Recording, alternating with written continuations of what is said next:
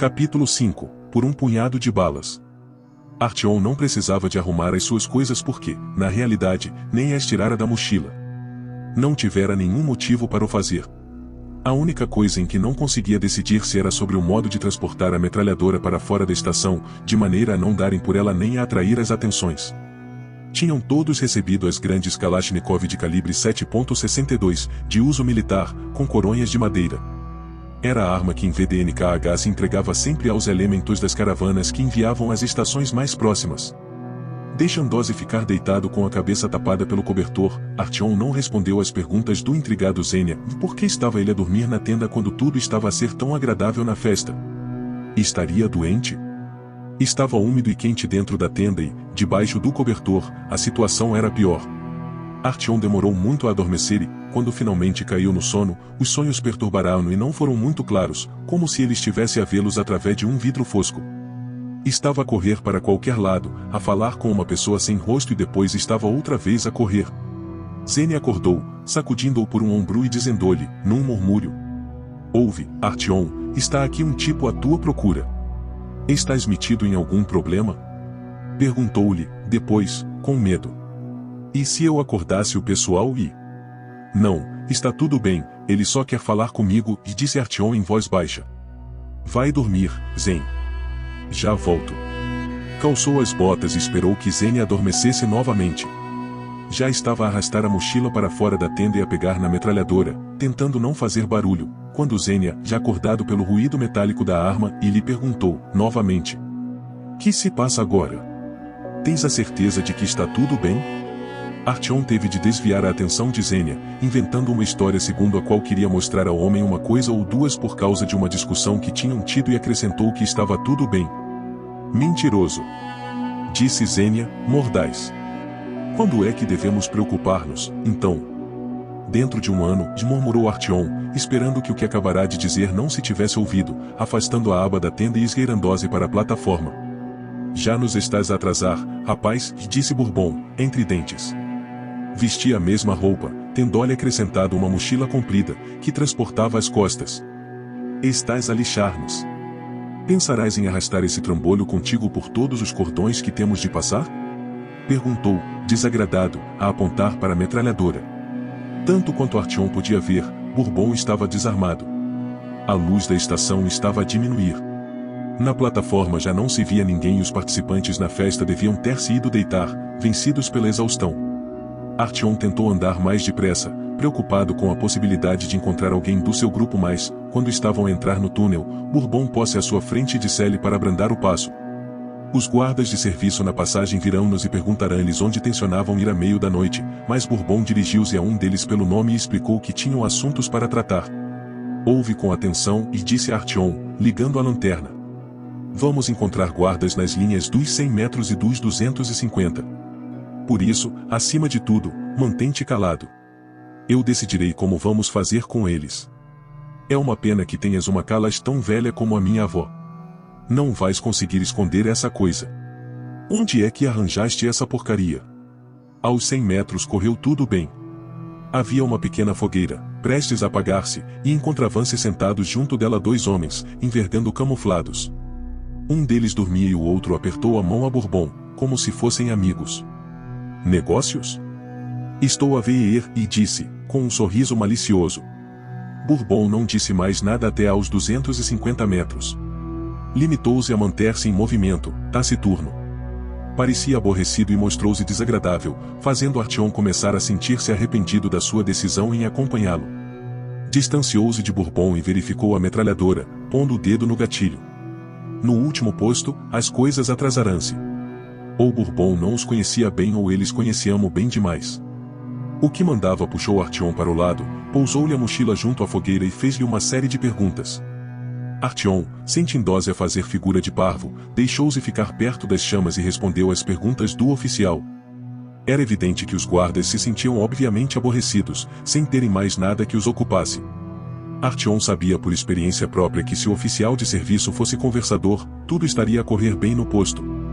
Mas se tivesse acontecido algo de estranho recentemente, se qualquer coisa tivesse saído a rastejar das profundezas ou se alguém tivesse tentado romper a barreira vindo do sul, ou se tivessem ainda ouvido um som invulgar, estariam agachados à volta da fogueira, tensos e em silêncio, sem tirarem os olhos do túnel. Mas parecia que tudo estava tranquilo, o que também significaria que poderiam chegar pelo menos a Prospect Mira sem preocupações. Não são daqui, segundo me parece. São de Alexienskaya ou quê? O oficial de serviço ia tentando obter informações de Artyom, examinando-lhe o rosto. Artyom, recordando-se de que Bourbon lhe ordenara que ficasse calado e que não falasse com ninguém, murmurou umas palavras que podiam ser interpretadas de várias maneiras, deixando o seu interlocutor a tentar decidir-se por uma interpretação. O oficial, desistindo de obter uma resposta, voltou-se para o seu companheiro de patrulha e começou a debater com ele uma história contada por um mercador chamado Mikhail, que estivera a negócios em Prospect Mira alguns dias antes e que tivera problemas com o governo da estação. Satisfeito por já não se preocuparem com ele, Artyom sentou-se, sem se afastar do lume, e olhou para o túnel do sul, observando por entre as chamas. Parecia o mesmo túnel, largo e sem fim, que saía de VDNKH para o norte onde, não há muito tempo, Artyom estivera sentado junto a uma fogueira, na linha dos 450 metros. E, à vista desarmada, nem era nada diferente. Mas havia nele qualquer coisa, e um cheiro muito próprio, trazido pelos ventiladores do túnel, ou um ambiente específico, uma espécie de aura, e que pertencia só a este túnel e que lhe dava uma certa individualidade, tornando-o diferente dos outros. Artyom lembrou-se de ouvir o padrasto dizer que não havia dois túneis iguais no metrô. Esta supersensibilidade desenvolvera ao longo de anos de viagens e eram poucos os que a tinham. O padrasto chamava-lhe ouvir os túneis e possuía um tal sentido auditivo que se sentia orgulhoso dele e confessava a Artyom que só sobreviverá a muitas aventuras graças a este seu sentido. Havia outros que, apesar das muitas viagens que faziam no metrô, não o possuíam. Algumas pessoas desenvolviam um medo inexplicável, outras ouviam sons e vozes e acabavam por enlouquecer, mas toda a gente se mostrava de acordo numa coisa, e mesmo quando não se visse ninguém num túnel, esse túnel não estava vazio. Havia sempre qualquer coisa invisível e quase intangível, que se abatia sobre os que o atravessavam, cobrindo-os com uma presença viscosa e lenta que, parecendo traduzir-se em pingos, os cobria com o seu ser, como se fosse o sangue pesado e frio saído das veias de um leviatã de pedra. Agora já mal se ouvia o que dizia o oficial e Artyom, embora em vão, tentava ver para o interior das trevas, que se tornavam mais espessas apenas a 10 passos do fogo. Artyom começou a perceber o que queria dizer o padrasto quando lhe falava no sentido do túnel. Artyom sabia que, para lá da fronteira, incerta delimitada pelas chamas da fogueira, onde a luz avermelhada se fundia com as sombras vacilantes, havia mais pessoas, outras pessoas, apesar de, nesse momento, não conseguir acreditar que tal pudesse acontecer. Parecia que a vida parava a 10 passos da luz das chamas e que nada mais existia diante deles, a não ser o vazio morto e escuro que respondia a cada grito com a ilusão de um eco soturno. Mas quando o observador se sentava durante algum tempo, tapando os ouvidos, sem olhar para as profundezas do túnel como se estivesse à procura de alguma coisa mas tentando dissolver o olhar na escuridão e fundir-se com o túnel, para se tornar parte deste leviatã e uma célula desse organismo vivo, sentia, por entre os dedos que travam os sons do mundo exterior e para lá dos órgãos auditivos, uma melodia leve que fluía diretamente para o interior do cérebro, de um som alheio ao mundo, vindo das profundezas, indistinto e incompreensível. Nada parecido com o ruído perturbador e insistente que se erguia do tubo partido existente no túnel entre Alexienskaya e Rizhskaya. Não, era algo diferente, mais limpo, mais profundo. Pareceu a Artyom que, por instantes, poderia mergulhar no rio tranquilo que era essa melodia e, de repente, compreender a essência do fenômeno, sem usar a razão mais recorrendo a uma intuição que talvez tivesse sido despertada pelo ruído vindo do tubo partido. Os sons que daí fluíam pareciam-lhe, agora, ter a consistência do éter, expandindo-se lentamente pelo túnel. Apesar de terem estado a apodrecer no interior do tubo, infectados por qualquer coisa, borbulhando nervosamente, explodindo. Quando a tensão lá dentro se tornava demasiado grande e a matéria putrefata forçava a sua própria saída para o mundo exterior, levando consigo a sua mágoa e contagiando todos os seres vivos com a sua náusea e a sua loucura.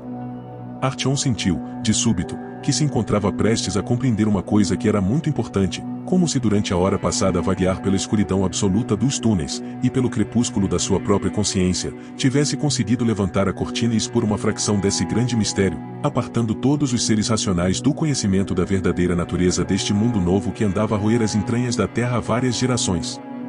Mas, ao percebê-lo, Artyom também sentiu medo, como se tivesse conseguido espreitar apenas pelo buraco da fechadura de uma porta que poderia revelar o que escondia, para não ver mais do que uma luz insuportável que atravessava esse orifício e lhe perfurava os olhos.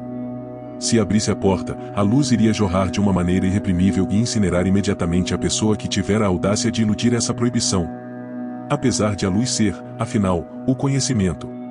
O remoinho destes pensamentos e das suas sensações e preocupações abateu-se de repente sobre Artyom, num vendaval de chicotadas, e Artyom teve de recuar e de se encolher, tolhido pelo medo e por não se sentir preparado para o enfrentar.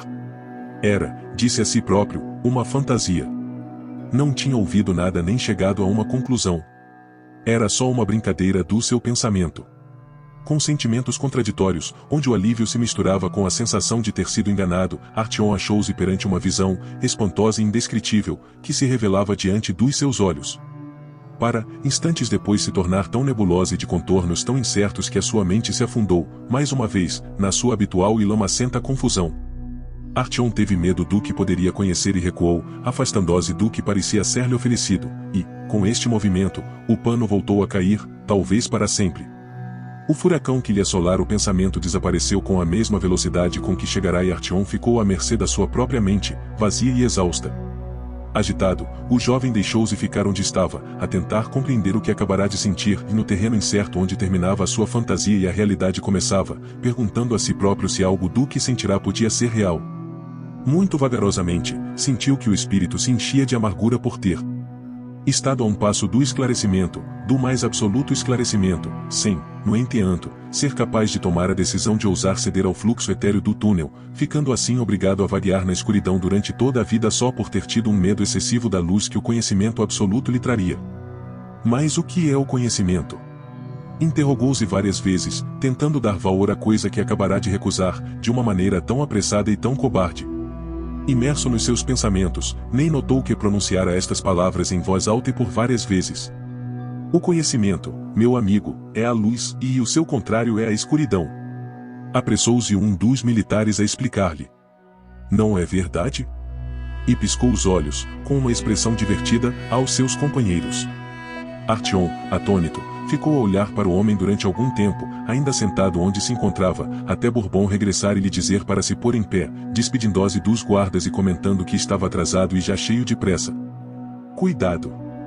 Replicou-lhe o comandante do posto de vigilância, com um tom ameaçador na voz. Vou deixar-vos passar com uma arma, e apontou para a metralhadora de Artyom, mas não regressarão com ela. As minhas instruções são claras quanto a isso. Eu tinha te dito, ó ignorante, e silvou Bourbon, ao ouvido de Artyom, irritado, quando se afastaram da fogueira. Podes fazer o que quiseres, e mais quando regressares. E vais meter-te em conflitos. De qualquer modo, já não me interessará. Eu sabia que isto ia acontecer, idiota. Artyom não respondeu, como se nem tivesse ouvido a repreensão de Bourbon. Em vez disso, lembrou-se, de súbito, do que lhe dissera o padrasto, ao explicar-lhe que cada túnel tinha características únicas que o diferenciavam dos outros, e em cada túnel havia uma melodia que se podia aprender a ouvir.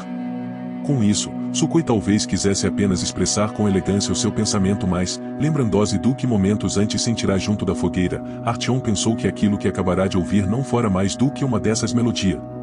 O que ele realmente escutara e ouvirá fora a melodia do túnel. Mas a recordação depressa se desvaneceu e, meia hora depois, Artyom já não conseguia ter a certeza de que tudo acontecerá e de que não fora apenas o resultado da sua imaginação ou do ar agitado pelas chamas. Está bem. Talvez não o tenhas feito de propósito. O problema é que deves ter merda na cabeça, em vez de um cérebro, e disse Bourbon, numa atitude conciliatória. E desculpa lá se não estou a ser bonzinho para ti. Mas este é um trabalho que me põe muito tenso. Mas está bem, pronto, parece-me que nos safamos. Agora temos de esforçar-nos para alcançarmos Prospect Mira sem que nos mandem parar. Aí já poderemos fazer qualquer coisa como descansar. Se tudo estiver calmo, não demorará muito tempo. Mas, depois disso, já haverá um problema. Então está bem irmos assim? Quer dizer, quando partimos de VDNKH numa caravana nunca podemos ir menos do que 3 pessoas porque tem de ir sempre alguém na retaguarda e basicamente, e disse Artyom, ou ando em redor. Bem, claro que há vantagens quando se viaja em caravana, com uma pessoa a proteger a retaguarda e tudo isso, começou Bourbon a explicar.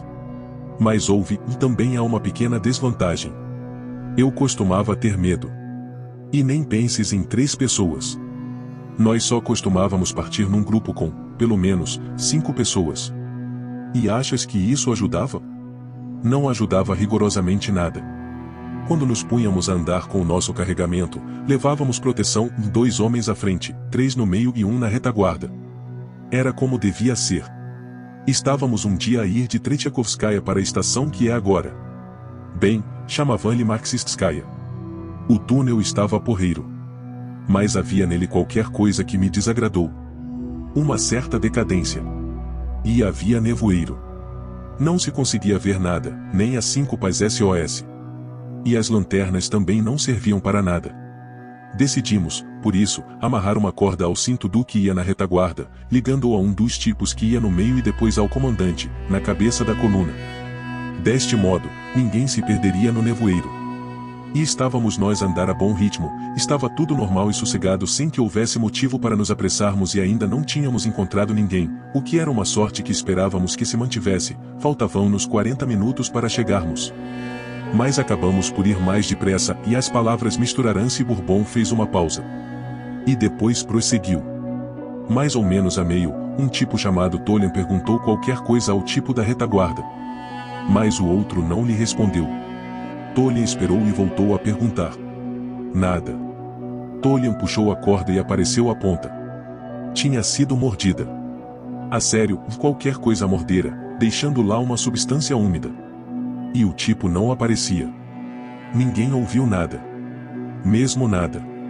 E eu próprio estava a andar ao lado de Tolyan. Ele mostrou-me a extremidade da corda e os meus joelhos até se foram abaixo. É claro que ainda gritamos por ele, mas continuamos a não ouvir nada. Também não havia ninguém que pudesse responder. Olhamos uns para os outros e apressamo-nos a chegar a Marxistskaya. Não teria sido ele a brincar? Perguntou Artyom, esperançoso. A brincar? Talvez. Mas nunca mais o viram. Houve uma coisa que eu aprendi, e quando chega a nossa hora, nunca fale e não aguarda nenhum que nos proteja. O que se deve fazer é caminhar mais devagar. E eu passei a andar sempre acompanhado, com mais um companheiro pelo menos, exceto num túnel, no que vai de Sukarevskaya a Turgenevskaya, que é um caso especial. Se alguma coisa acontece, tiram a pessoa de lá. E rapidamente. Estás a perceber? Estou. E vão deixar-nos entrar em Prospect Mira? Eu ainda tenho esta e coisa, e Artyom apontou para a metralhadora. Deixam-nos entrar na radial.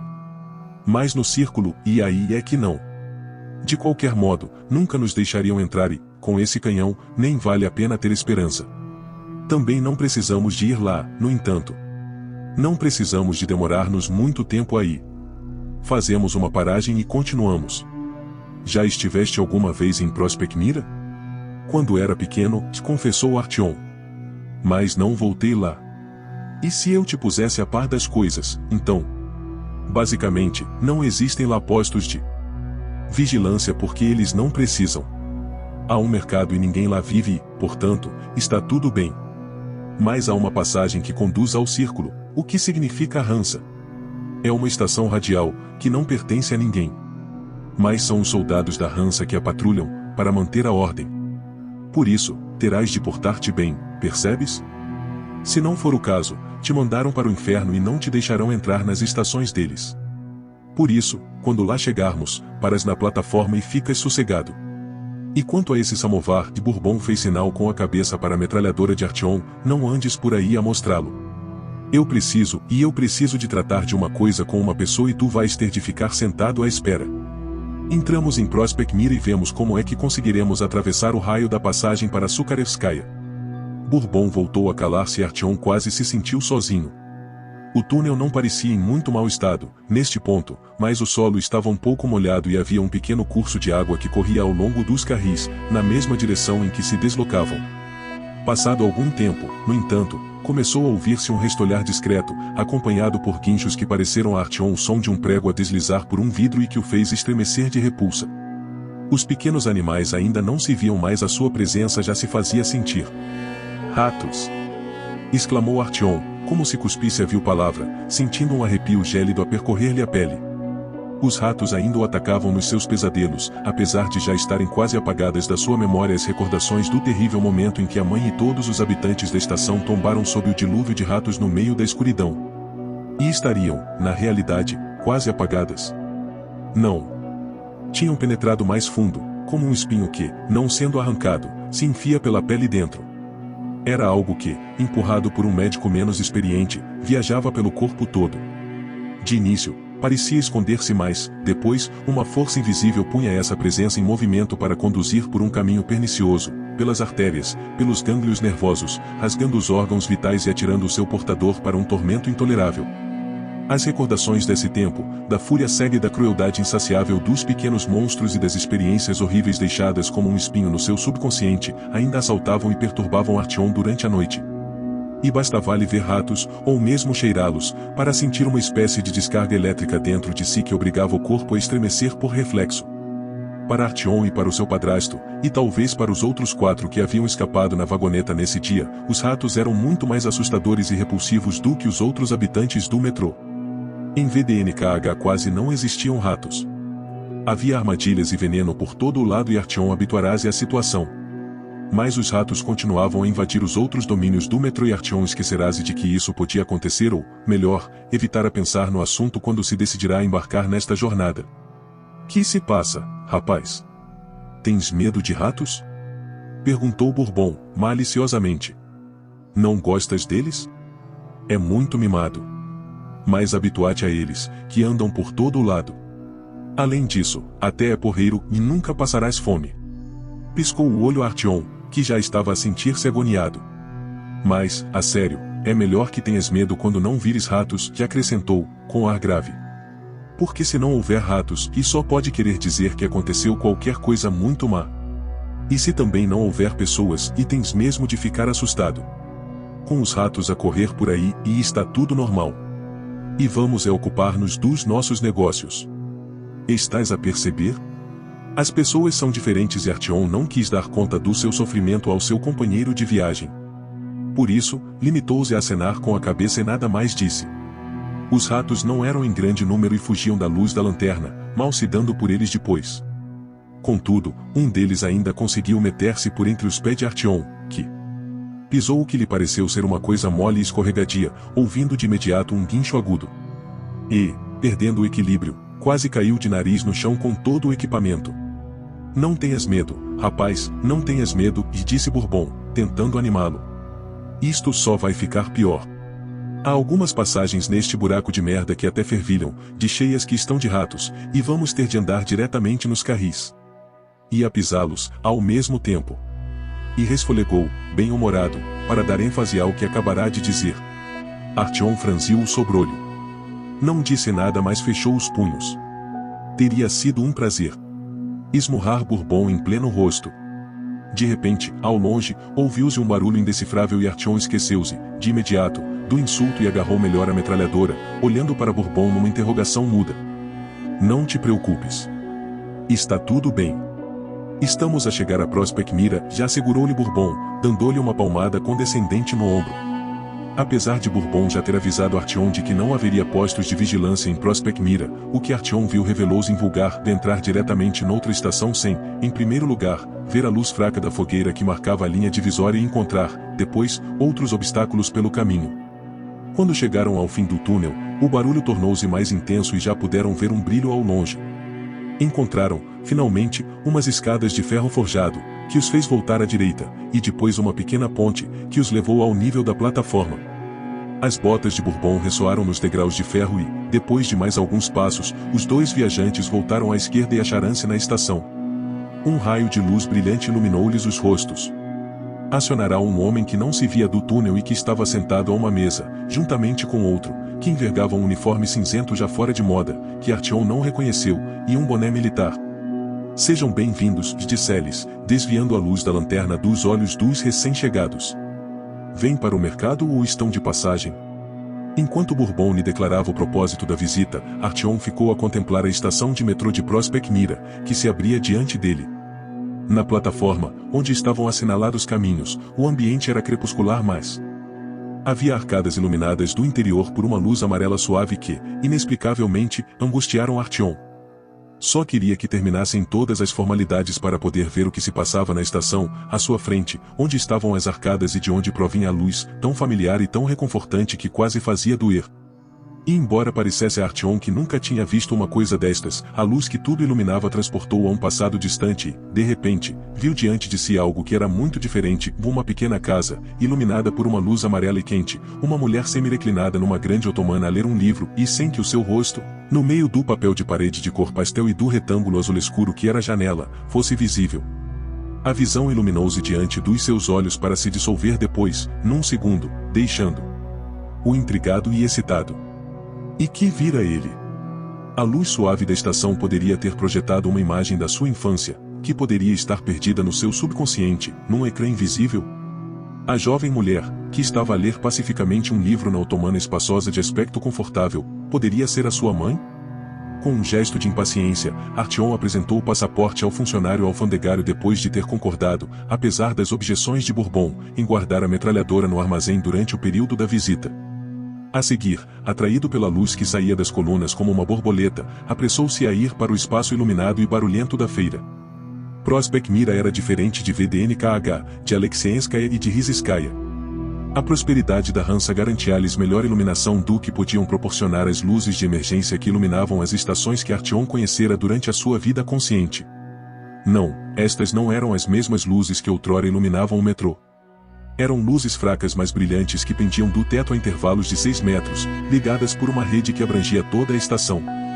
Mas, para Artyom, habituado ao brilho vermelho nebuloso das luzes de emergência, à luz incerta das fogueiras e ao débil brilho das pequenas lanternas de bolso no interior das tendas, a claridade da estação era completamente estranha. Era a mesma luz que iluminara o início da sua infância, quando ainda se vivia à superfície, e Artyom sentiu-se maravilhado por se lembrar assim de algo que já deixará de existir para ele há tanto tempo. Alcançando, assim, a zona iluminada da estação, Artyom não correu para as fileiras dos mercadores, como os outros, optando por ficar encostado a uma coluna e cobrindo em parte os olhos com a mão, a observar com tanta concentração as lâmpadas que acabou por sentir uma dor aguda nos olhos. Enlouqueceste ou o quê? A voz de Bourbon ressoou-lhe nos ouvidos. Por que é que estás a olhar para as luzes com tanta intensidade? Queres perder a vista? Ainda acabas por ficar cego como um cão recém-nascido e, depois, que farei eu contigo? Já que lhes deste a tua balalaica, podes ir dar uma vista de olhos por aí, e aquilo que as luzes iluminam. Artyom fitou-o com hostilidade mas obedeceu-lhe. Não havia muitas pessoas na estação, mas falavam tão alto, a negociar, a chamar clientes, a fazer pedidos, cada um a tentar falar mais alto do que os outros, que facilmente se percebia porque é que tudo se ouvia tão bem à distância e já no túnel. Nas duas linhas que ladeavam o cais havia restos de estruturas que em tempos tinham sido de comboios e algumas carruagens haviam sido convertidas em habitações. Ao longo do cais havia várias cestas com utensílios diversos, alguns arrumados e os outros em montes desordenados.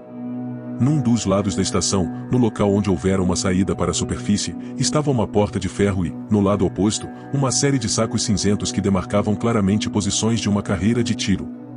Pendia do teto uma bandeira de um branco que não era natural, onde fora pintada uma circunferência castanha, que era o símbolo da linha do círculo. Depois da carreira de tiro havia 4 escadas rolantes, que conduziam ao circuito do círculo e era aí que começava o território, interdito a estrangeiros, ou da poderosa Hansa. Os guardas fronteiriços que se encontravam depois das barreiras envergavam macacões à prova de água e com a habitual camuflagem que, por qualquer motivo que Artyom não conseguiu vislumbrar, eram cinzentos. Por que é que tem camuflados cinzentos? Perguntou Artyom a Bourbon.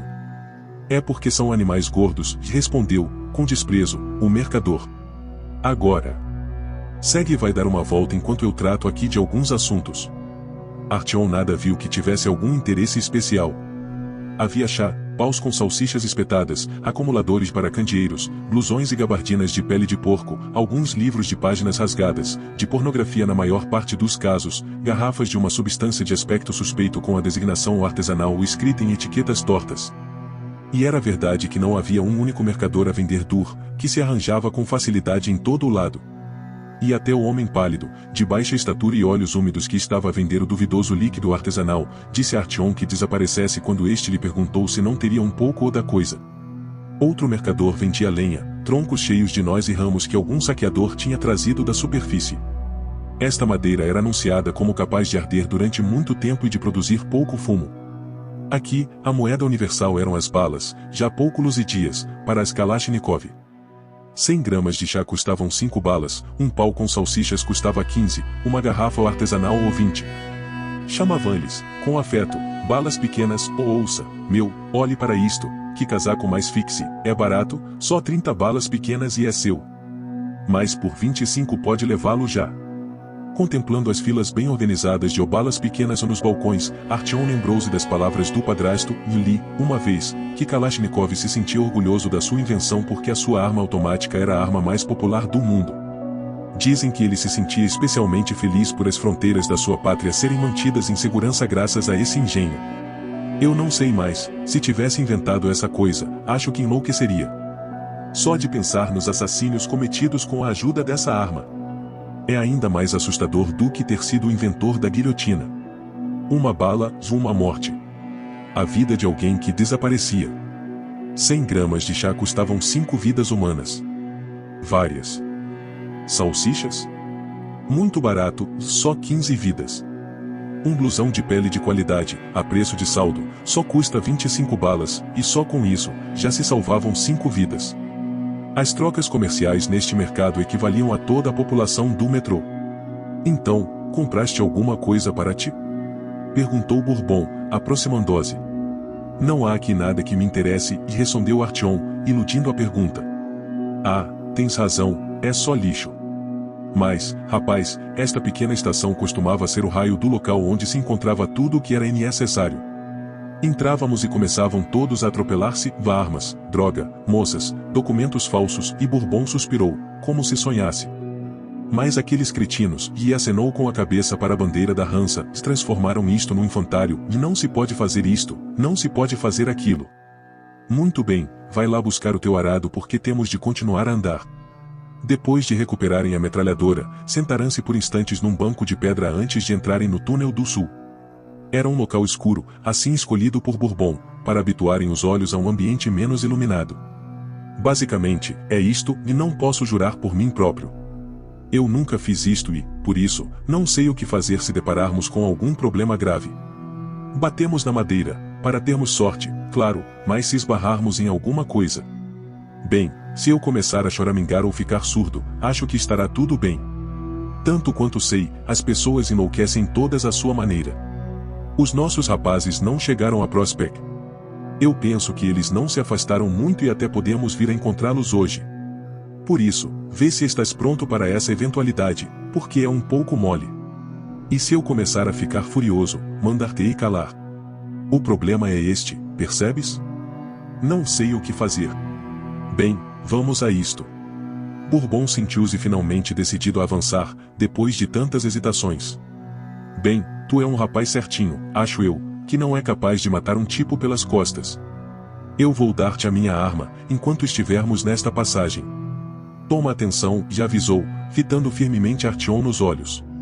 E não te ponhas com graças. O meu sentido de humor é limitado. Bourbon extraiu alguns panos da mochila e retirou do meio deles uma metralhadora embrulhada em plástico. Era, também, uma Kalashnikov, mas era um modelo semelhante aos que usavam os guardas fronteiriços da Hansa, bem cortada, com uma coronha articulada e um bocal pequeno em vez do longo cano que tinha a de Artyom. Bourbon tirou-lhe o carregador e voltou a metê-lo na mochila, cobrindo-o com os panos. Pega nisto, e ordenou a Artyom, dando-lhe a arma. E não aguardes ainda, que pode ser útil. Apesar de esta passagem parecer sossegada, e Bourbon não acabou a frase, saltando para o caminho que se prolongava ao longo dos carris. Pronto, vamos neste. Quanto mais depressa nos pusermos a caminho, mais depressa lá chegamos. Era assustador, claro. Artyom sabia que no caminho de VDNKH para Rizhskaya podia acontecer qualquer coisa, mas toda a gente sabia que esses túneis eram sempre percorridos por pessoas durante todo o dia e que os esperava uma estação habitada. Além disso, era sempre desagradável deixar um local iluminado e pacífico. Quando se dirigiam a Prospect Mira, indo de Rizhskaya, e apesar das suas dúvidas, Artyom ainda podia satisfazer-se com a ideia de que diante deles existia uma estação da Hansa e havia um local onde se podia descansar em paz. O problema é que, aqui, era mais do que assustador. Inspirava terror. O túnel diante deles era sombrio e reinava nele uma escuridão total, invulgar e absoluta. E era tão densa que quase se lhe podia tocar. Porosa como uma esponja, a escuridão absorvia os raios de luz das suas lanternas como se os devorasse, o que mal chegava para iluminar mais do que uma extensão de 300 metros à frente deles. Esforçando-se por ouvir o mais que pudesse, Artyom tentou distinguir outros elementos que pudessem estar misturados com o ruído estranho e doloroso de que se lembrava, mas não conseguiu. Os sons deviam ter tanta dificuldade em penetrar a escuridão como a luz. E os passos pesados e ousados de Bourbon pareciam débeis e quase emudecidos neste túnel. Na parede da direita apareceu, de repente, uma abertura e o foco da lanterna mergulhou num buraco negro e Artyom nem percebeu, de início, que se tratava de uma passagem lateral e que ela se desviava do túnel principal. Olhou para Bourbon, com uma interrogação silenciosa. Não te assustes. Havia aqui um desvio, e explicou, para os comboios poderem ir diretamente para o círculo sem precisarem de passar por outras estações. Mas a Hansel bloqueou, enchendo a passagem de entulho. Não são burros. Não iriam deixar aberto um túnel que apontava tão abertamente para eles. Depois de terem caminhado em silêncio durante bastante tempo, com a ausência de palavras a tornar-se cada vez mais opressiva, Artyom não conseguiu aguentar mais e voltou-se para Bourbon, a quem perguntou, tentando afastar quaisquer alucinações. Ouça, Bourbon, é verdade que alguns idiotas atacaram uma caravana nesta zona não há muito tempo? Bourbon não respondeu logo e Artyom pensou que o mercador talvez não tivesse ouvido a pergunta e ia repeti-la quando Bourbon respondeu. Ouvi uma coisa parecida com essa. Mas eu não andava por aqui nessa altura e não te posso responder com nenhuma certeza. As palavras de Bourbon ouviram-se mal e Artyom quase nem percebeu o seu significado, custando-lhe separar as palavras que ouvirá dos pensamentos que o perturbavam pelo fato de tudo ser tão difícil de ouvir no túnel onde se encontravam. Mas então? Ninguém viu nada. Há excitações em cada uma das extremidades. Como é que isso pode ter acontecido? Perguntou. Para onde poderiam ter ido? Insistiu, não por estar especialmente interessado na resposta mas apenas para ouvir a sua própria voz. Decorreram vários minutos antes de Bourbon responder mas, desta vez, Artyom não quis apressá-lo porque sentiu na sua mente o eco das palavras que pronunciara e estava muito ocupado a tentar ouvi-las. Dizem que aqui existe uma espécie de escotilha que está coberta. Não se chega a vê-la. Mas, também, como é que se pode ver alguma coisa nesta escuridão? A voz de Bourbon deixou transparecer uma irritação pouco habitual. Artyom demorou algum tempo a lembrar-se de qual seria o assunto de que estavam a falar e tentou, desesperadamente, perceber o sentido do que diziam e pensar noutras perguntas, apenas porque queria continuar a conversar. Por desequilibrado e difícil que fosse o diálogo, era a única maneira de o salvar do silêncio. E está sempre tão escuro aqui? Tornou Artyom, começando a sentir-se assustado pelo fato de as suas palavras se fazerem ouvir com tanta dificuldade, como se houvesse qualquer coisa a cobrir-lhe os ouvidos. Escuro? Sim, sempre. Está escuro por todo o lado. Surge, e esta escuridão tão grande, e cobre tudo como uma mortalha, e é eterna, respondeu Bourbon, fazendo pausas estranhas. Isso é o quê? De algum livro? Perguntou Artyom, reparando como o mercador estava a fazer esforços crescentes para escutar o som das suas próprias palavras e como a linguagem de Bourbon se alterara assustadoramente. Mas já lhe faltavam as forças para se sentir surpreendido pelo que estava a acontecer. Um livro. Tem medo e das verdades escondidas nos antigos e volumes, onde e as palavras estão gravadas a ouro no papel. Preto como uma ardósia, e não se decompõem, e disse Bourbon, expressando-se com dificuldade e admirando-se Artyom por o seu companheiro de viagem já não se voltar para ele enquanto falava, como fazia antes. Lindo! Exclamou Artyom. E isso vem de onde? E o que é belo, e será derrubado e esmagado e os profetas sufocarão quando tentarem anunciar os seus presságios, e haverá um dia, e o futuro será, e ainda mais negro do que os medos, e mais sinistros, e o que eles veem, e envenenará o raciocínio deles, e prosseguiu Bourbon, num tom mais calmo. E, de repente, deteve-se e voltou a cabeça tão depressa para a esquerda, para o fitar diretamente nos olhos, que Artyom até lhe ouviu estalar as vértebras. Sobressaltado, Artyom recuou, deitando a mão à metralhadora como medida de precaução. Bourbon estava a olhar para ele, com os olhos muito abertos, mas as pupilas tinham-se contraído, ficando reduzidas a 2 pontos minúsculos, apesar de, atendendo ao negrume das trevas que dominavam o túnel, elas deverem estar o mais abertas possível para captar o máximo de claridade. O rosto parecia invulgarmente tranquilo, sem mostrar um único sinal de tensão, e até já se esboçava nele um sorriso desdenhoso que, no entanto, pouco durou. Morri, e declarou Bourbon. Já não existo. E, tão rígido como uma tábua, caiu de borco no chão. De imediato, o som terrível que Artyom já conhecia invadiu-lhe novamente os ouvidos, mas, desta vez, já não de forma gradual. Explodiu, de repente, num tom tão elevado que o ensurdeceu e o fez perder o equilíbrio. Aqui, o som era ainda mais poderoso do que quando ouvirá no outro túnel, e Artyom, ainda no chão, nem conseguiu encontrar forças para se levantar. Mas, ao cobrir os ouvidos como antes fizera, gritando ao mesmo tempo a plenos pulmões, já conseguiu levantar-se. Deitou depois a mão à lanterna que caíra das mãos de Bourbon e começou, freneticamente, a examinar as paredes, tentando localizar a origem do ruído e que deveria vir de um tubo partido. Mas os tubos que via estavam intactos e o som tinha de vir de outro ponto, ainda mais acima. Bourbon caíra de borco e ficara imóvel e, ao voltá-lo, Artyom viu-lhe os olhos ainda abertos. Tentando lembrar-se do que devia fazer numa situação destas, levou a mão ao pulso do mercador, procurando perceber se o coração ainda batia. Por mais fraca ou irregular que a pulsação pudesse estar, Artyom queria senti-la. Mas não conseguiu. Pegou depois em Bourbon pelas mãos, e já a suar, começou a arrastar o corpo, agora mais pesado, em direção à saída. Era extraordinariamente difícil, até porque se esquecera de retirar a mochila das costas do seu companheiro de viagem. Depois de mais umas dezenas de passos, Artyom tropeçou subitamente em qualquer coisa mole e chegou-lhe ao nariz um odor enjoativo e que parecia adocicado. Lembrou-se, de imediato, do que ele dissera, e até podemos vir encontrá-los hoje, e redobrou os seus esforços, tentando não olhar para o que pisava, por entre corpos tombados ao longo dos carris. Continuou a arrastar Bourbon, sem desistir. A cabeça do mercador transformará-se num peso morto e as mãos, já frias, escorregavam das suas próprias mãos suadas. Mas Artyom nem dava por isso, não queria reparar no que estava a acontecer, precisava de levar Bourbon dali, era o que lhe tinha prometido, era o acordo que tinha feito com ele. O barulho começou a atenuar-se, até deixar de se ouvir, de repente. Rodeou um silêncio de morte e, sentindo-se enormemente aliviado, Artyom até se sentou nos carris a recuperar o fôlego. Bourbon continuava imóvel, junto dele, observado com desespero pelo seu companheiro, que respirava pesadamente. Passados 5 minutos, Artyom obrigou-se a pôr-se em pé e, agarrando em Bourbon pelos pulsos, continuou a avançar, com movimentos trôpegos. Sentia a cabeça completamente vazia e só o animava a determinação imparável de levar até a estação seguinte a pessoa com quem viajara. Mas as pernas acabaram por ceder e Artyom caiu sobre as través da linha, onde ainda se deixou ficar deitado por alguns minutos antes de voltar a arrastar-se, levando consigo Bourbon, a quem continuava a agarrar pela gola. Vou lá chegar, vou lá chegar, vou lá chegar, vou lá chegar, vou lá chegar, vou lá chegar, e assegurou a si próprio, apesar de não acreditar.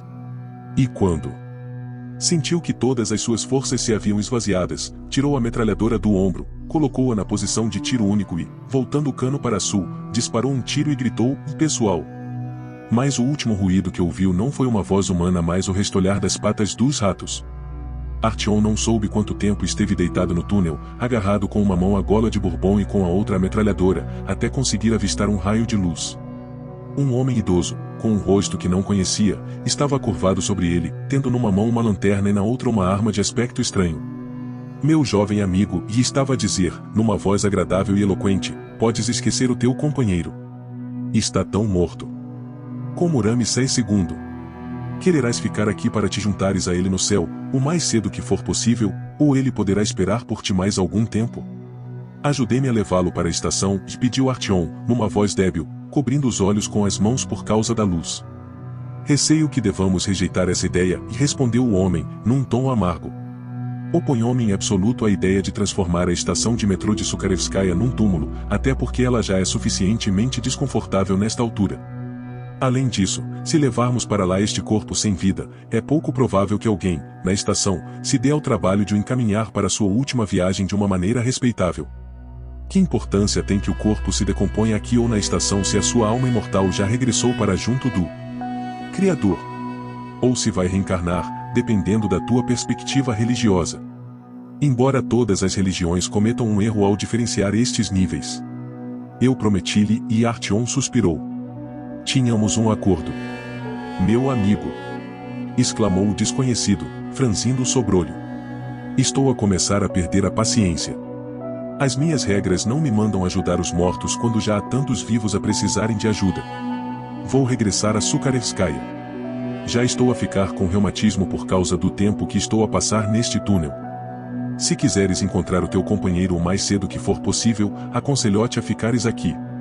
E se estás preocupado com o aspecto legal do assunto, posso dizer-te que o contrato cessa se não houver objeção da outra parte.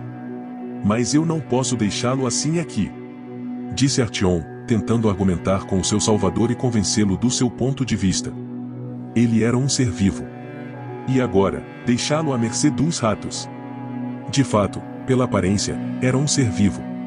Retorquiu o homem, inspecionando o corpo com uma expressão cética. Mas, agora, é decididamente uma pessoa morta, o que já não é a mesma coisa. Mas está bem, se quiseres, podemos cá voltar e fazer uma fogueira para ele ser cremado ou o que quer que faças numa circunstância destas. Mas, agora, põe-te em pé, ordenou, fazendo Artyom levantar-se, com relutância. Apesar dos protestos do jovem, o desconhecido arrancou a mochila das costas de Bourbon e pôs-la ao ombro e, amparando Artyom, começou a andar rapidamente. De início, Artyom andou com dificuldade, mas, a cada passo, parecia a Artyom que o ancião lhe estava a dar injeções, da sua própria energia esfuziante. As dores que sentia nos pés diminuíram de intensidade e a capacidade de raciocinar regressou gradualmente. Examinou com atenção o rosto do seu salvador. Pela aparência, o homem devia ter muito mais de 50 anos, mas parecia jovem e robusto, o que era surpreendente. Os braços que amparavam Artyom eram firmes e não estremeceram de fadiga, uma vez que fosse, no caminho de regresso. O cabelo, cortado curto, estava a ficar grisalho e a barba parada também surpreendeu Artyom, e o homem parecia demasiado arranjado para um habitante do metrô e, em especial, para o local maldito onde parecia viver. Que aconteceu ao teu amigo? Perguntou-lhe o desconhecido. Ele não parece ter sido atacado, mas envenenado. E eu quero ter a esperança de que não foi o que eu penso que tenha sido, já acrescentou, sem explicar o que receava. Não. Ele morreu de repente, e disse Artyom, não encontrando em si coragem para lhe relatar as circunstâncias da morte de Bourbon em que, na verdade, só agora começava a pensar. É uma história longa. Lhe contarei depois. O túnel alargou-se, de repente, o que fazia pensar que deviam ter chegado à estação. Mas havia qualquer coisa de estranho e de invulgar no ambiente e Artyom só percebeu alguns segundos mais tarde. Aqui não há luz? Perguntou, admirado, ao seu companheiro. Não existe uma autoridade, respondeu o homem. Por isso, não há maneira de dar iluminação às pessoas. Quem quiser luz tem de arranjá-la por si. Há quem consiga, há quem não consiga. Mas não tenhas medo. Tenho, felizmente, boas relações com os tipos que mandam. Subiu, rapidamente, a escada para o cais e estendeu uma mão a Artyom. Voltaram na primeira arcada e entraram num átrio. Havia uma única passagem, por entre colunas com archotes de cada lado, vendose as habituais portas de ferro e as escadas rolantes imóveis. Mal iluminada por pequenas fogueiras e com muitas zonas mergulhadas na escuridão, Sukharevskaya revelava-se uma estação triste, com um ambiente opressivo. Havia muita gente amontoada em redor das fogueiras, algumas das quais a dormirem no chão enquanto outras, de aspecto estranho e meio curvadas, vagueavam de fogueira em fogueira. As pessoas acumulavam-se no meio do corredor, tão distantes dos túneis quanto lhes era possível. A fogueira para onde o desconhecido conduziu tinha chamas mais brilhantes e estava mesmo no centro do cais. Um dia, esta estação vai arder por completo, e disse Artyom, a pensar em voz alta, contemplando o corredor com desprezo. Dentro de 420 dias, e replicou calmamente o seu companheiro. Por isso, é melhor partires antes disso. De qualquer modo, é o que eu tenciono fazer. Como é que sabe? Perguntou Artyom, ficando imóvel ao lembrar-se do que já ouvirá sobre magos e videntes, examinando o rosto do desconhecido em busca de marcas que revelassem o conhecimento sobrenatural que teria o seu companheiro. A serpente foi perturbada, respondeu o desconhecido, com um sorriso. Bem, é o que há a dizer. Agora, deves dormir e depois apresentamo-nos e conversamos. E, ao ouvir estas palavras, Artyom foi dominado por uma fadiga monstruosa, que já tinha começado a acumular-se no túnel antes de Rizhskaya, nos seus próprios pesadelos e nas provas a que a sua força de vontade fora recentemente sujeita.